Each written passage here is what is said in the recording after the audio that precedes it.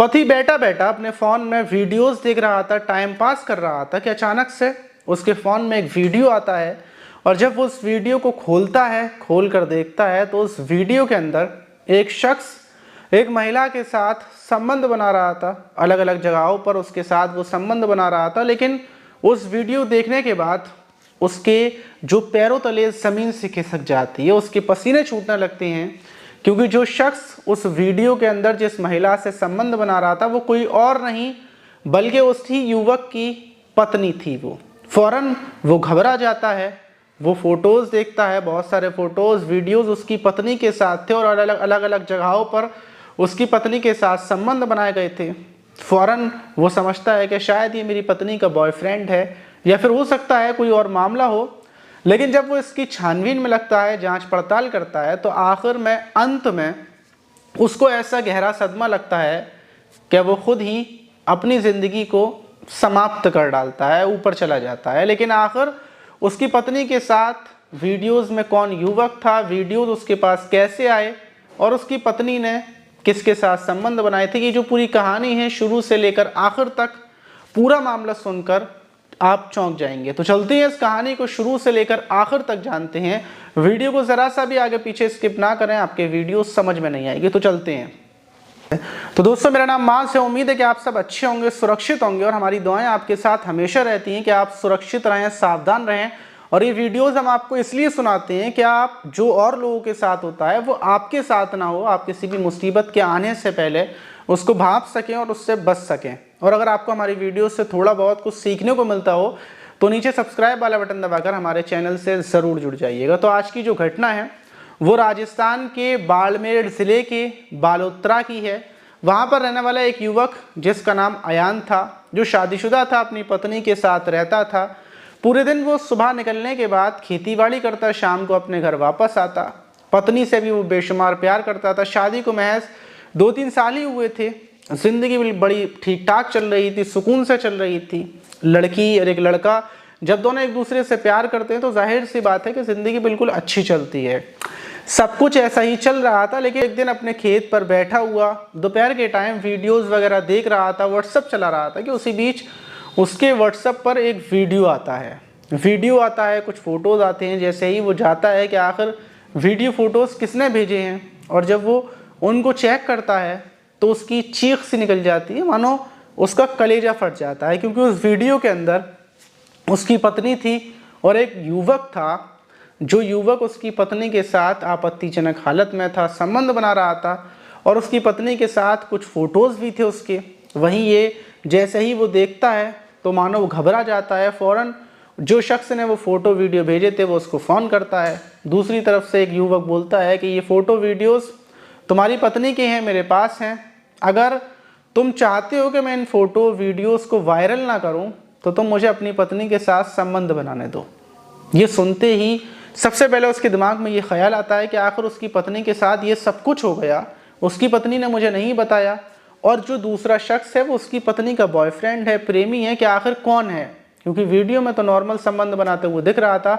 फ़ौरन वो भागा भागा अपने घर पहुँचता है और अपनी पत्नी नेहा से पूछता है वीडियो दिखाकर कि आखिर ये वीडियो किसका है, ये वीडियो में कौन है और ये वीडियो तुम ही हो और तो कोई है नहीं। पत्नी बोलती है कि हाँ मैं हूँ। पत्नी रो रही थी और जो पति था वो भी रो रहा था। वो जब उससे रोते हुए पूछता है कि आखिर ये सब कब हुआ, कैसे हुआ, तो बताती है क्या कुछ दिन पहले, 15-20 दिन पहले, जब मैं बालोतरा के सरकारी अस्पताल में गई थी वहाँ पर अपना इलाज करवाने के लिए, तो वहीं पर रास्ते में जो गफ्फार खान है, लड़का है, हमारे गाँव का ही है, वो मिल गया था, मुझसे बातचीत करने की कोशिश कर रहा था और उसके बाद वो मेरा पीछा करते हुए मेरे घर पर आ गया। घर पर आने के बाद उसके पास चाकू था, चाकू की नोक पर उसने मेरे साथ ज़बरदस्ती संबंध बनाया, ये वीडियो बनाया।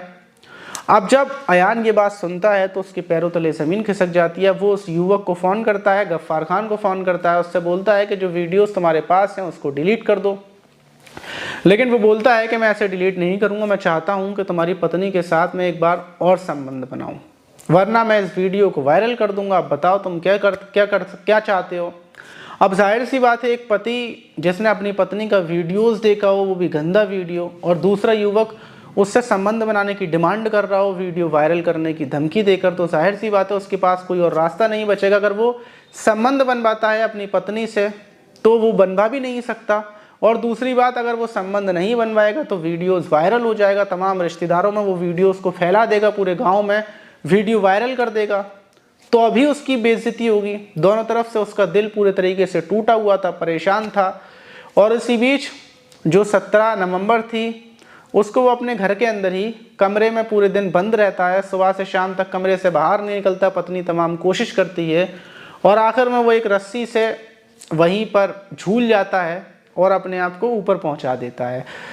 उसके बाद जब पत्नी को पता चलता है, पत्नी गांव के लोगों को बुलाती है, गेट को तोड़ा जाता है, अयान को उतारा जाता है। अयान तो मर चुका था, पत्नी का रोते रोते बुरा हाल था, पत्नी सिसकियां ले लेकर रो रही थी।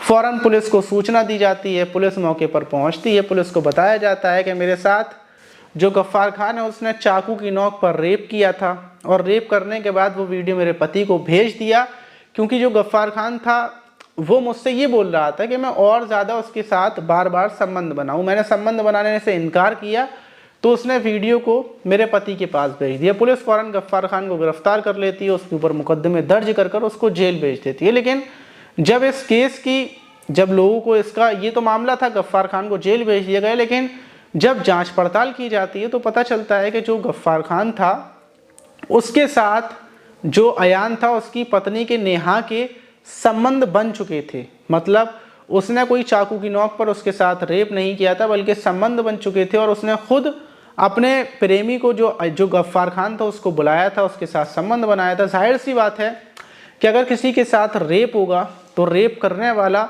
ऐसे फ़ोन तो रखेगा नहीं कि उसने फ़ोन रख दिया, चाकू की नोक भी है, फिर वो उसके साथ रेप कर रहा है। तो जाहिर सी बात है अगर इंसान वीडियो देखेगा, सुकून से फ़ोन रखेगा, उसके पास टाइम भी होगा, गांव की बात है वो चीख कर किसी को बुला भी सकती है, बता भी सकती थी।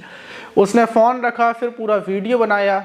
अब जाहिर सी बात है वीडियो बनाने के बाद काफ़ी सारे फ़ोटो भी लिए, तो ज़बरदस्ती कोई किसी के फ़ोटो तो वैसे ले नहीं सकता, क्योंकि ऐसे कर सेल्फी के तौर पर जब इंसान खिंचवाएगा तभी तो होगा ना, कि ऐसा तो नहीं है पीछे से चाकू लगा दिए हो और सेल्फी लियो, तो ये खुलासा होता है। लेकिन पुलिस ने अभी जो गफ्फार खान, जो उसकी पत्नी है, उसको गिरफ्तार नहीं किया है, ना ही उसके ऊपर कोई केस मुकदमा दर्ज किया है। लेकिन गांव में उसने यही बताई है कि गफ्फार खान ने चाकू की नोक पर उसके साथ रेप किया था। अगर गफ्फार खान ने मान लो सब कुछ कर लिया, लेकिन ये वीडियोस अगर उसके पति के पास नहीं भेजता तो शायद उसकी ज़िंदगी, नेहा की ज़िंदगी और उन लोगों की ज़िंदगी, पति पत्नी की ज़िंदगी जैसे सुकून के साथ चल रही थी वो चलती रहती।